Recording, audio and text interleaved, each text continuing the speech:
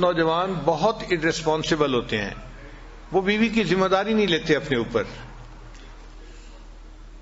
مثلا گھر کے معاملے میں بیوی کو اپنی ماں کے حوالے کر دیں گے اور بیوی کو کہیں گے بس میری امی کو تم نے خوش رکھنا ہے، خود ایک طرف ہو جائیں گے.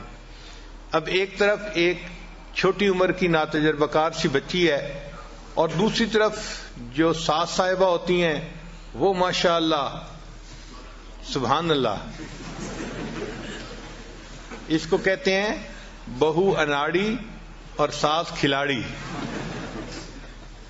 تو کیا ہوتا ہے کہ وہ بہو چند ہی دنوں میں اس بچی کو ناک آؤٹ کر دیتی ہے اور خاوند اور اس کے درمیان کی ایکویشن کو بھی خراب کر دیتی ہے.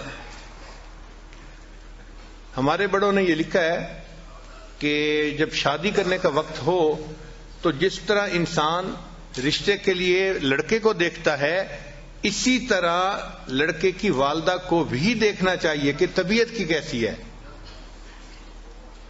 اگر نیک طبیعت کی ہے اور نرم طبیعت کی ہے تو وہ گھر کو آباد کر لے گی اور اپنے بچے کو بھی گھر آباد کروانا سکھائے گی. ہم نے اپنے گھر میں دیکھا ہے ہماری والدہ صاحبہ ماشاءاللہ بہت نیک طبیعت کی تھیں اور نرم طبیعت کی تھیں، تو ساری زندگی ہم نے اپنے بڑے بھائیوں کو ڈانٹ پڑتے دیکھا. جب ذرا کوئی بات ہوتی تو امی بیٹوں کو ڈانٹتی تھی کہ تم کیوں اس کے ساتھ جو ہے وہ اچھا سلوک نہیں کر رہے، کیوں اس کو خوش نہیں رکھتے. ایک دفعہ میرے ایک بڑے بھائی نے آگے سے لاجک پیش کی، امی آپ دیکھیں اس میں میرا قصور نہیں اس کا قصور ہے. تو پھر امی نے آگے سے جواب دیا کہ مجھے پتہ ہے نا، جب میں رشتہ لینے گئی تھی تو میں نے اس کے ماں باپ کو کہا تھا کہ میں اس بچی کو خوش رکھوں گی، تو میں تو ہمیشہ اس بچی ہی کی سائڈ لوں گی، تمہیں ٹھیک ہونا پڑے گا. تو مجھے پھر اب احساس ہوتا ہے کہ دیکھو ہمارے بڑے اپنے بات کا اپنے بول کا کتنا لحاظ رکھتے تھے، اور واقعی رشتہ جب لینا ہوتا ہے نا اس وقت تو اس طرح بچ کے بات کرتے ہیں کہ جی ہم تو اس بچی کو اپنی بیٹی بنائیں گے اور خوش رکھیں گے اور ہم تو اس کو بہت اچھی طرح سے رکھیں گے. لیکن وہ جو رشتہ مانگتے ہوئے کی کیفیت ہوتی ہے وہ چند دن کی بات ہوتی ہے. جب رشتہ ہو جاتا ہے پھر یوں سمجھ لیتے ہیں کہ یہ کہیں گری پڑی چیز تھی اور اس کا تو کوئی سہارا ہی نہیں تھا اور ہم اس کو اٹھا کے لے آئے، حالانکہ اس کو ماں باپ نے آزاد جنا ہے اور وہ ماں باپ کے ساتھ عزت کی زندگی گزار رہی تھی. تو گھر کے اندر بیوی کو عزت قدر سے رکھنا یہ خاوند کی ذمہ داری بنتی ہے.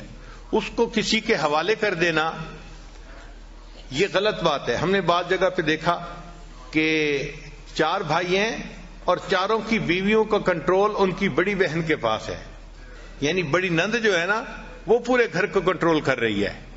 اب حیرت ہوتی ہے دیکھ کے کہ بھئی شادی اس کی ہوئی ہے خاوند کے ساتھ اور اس کو حکم جاری ہو رہا ہے کہیں اور سے.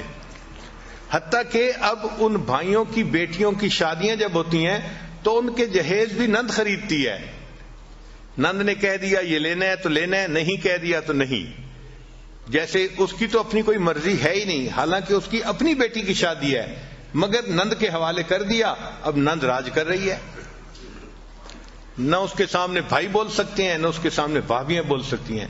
تو اس طرح اپنی بیوی کو ساس کے حوالے کر دینا، نند کے حوالے کر دینا یہ غلط بات ہے.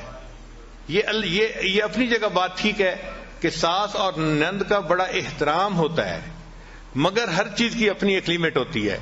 میاں بیوی کی اپنی زندگی محبت و پیار سے رہے یہ زیادہ ضروری ہے بنسبت اس کے کہ حکم کسی اور کا چلے.